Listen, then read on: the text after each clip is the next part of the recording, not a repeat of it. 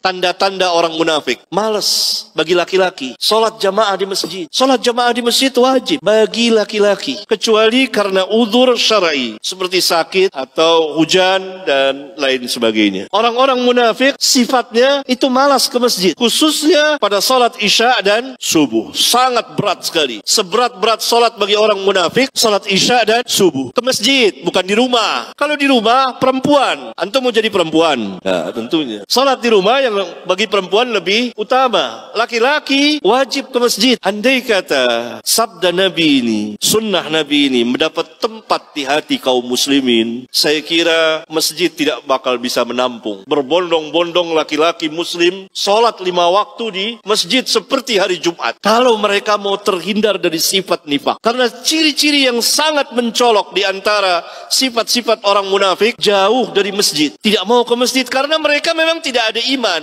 Nah, kalau kita orang-orang yang telah beriman tidak mau ke masjid, sholatnya di rumah, berarti kita mengikuti sifat mereka. Walaupun kita beriman, tidak kufur, tidak. Tapi ini nifak amali. Dan ini yang penyakit ini yang banyak ya, ini terjangkit kaum muslimin penyakit ini. Mereka sholat di rumah-rumah. Laki-laki sholat di rumah. Malu. Malu nggak? Malu nggak? Malu. Al-haya'u minal iman. Malu itu sebagian dari iman. Masa kita laki-laki sholat di rumah sama perempuan-perempuan? Malu. Laki-laki itu disifatkan dengan gagah, dengan berani melangkahkan kakinya ke masjid, sholat berjamaah di masjid. Kalau sunnah ini satu saja mendapat tempat di hati kaum muslimin, Allah akan muliakan mereka, tinggilah mereka, rendahlah orang-orang kafirin. Sekarang masjid subuh berapa saf?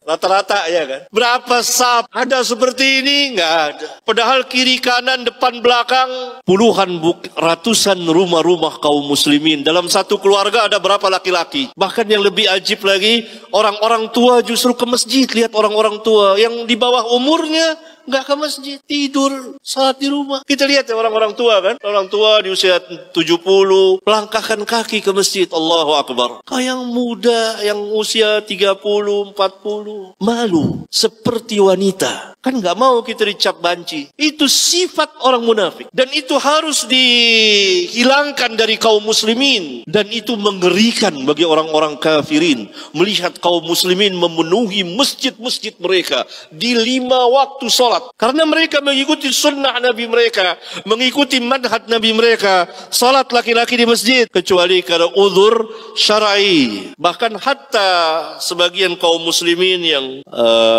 sakit masing berusaha walaupun mereka dapat uzur, masing berusaha ke masjid untuk salat di masjid. Cinta kepada masjid, cinta kepada masjid. Allahu Akbar. Ini sunnah yang azimah, syiar Islam yang besar. Laki-laki kaum muslimin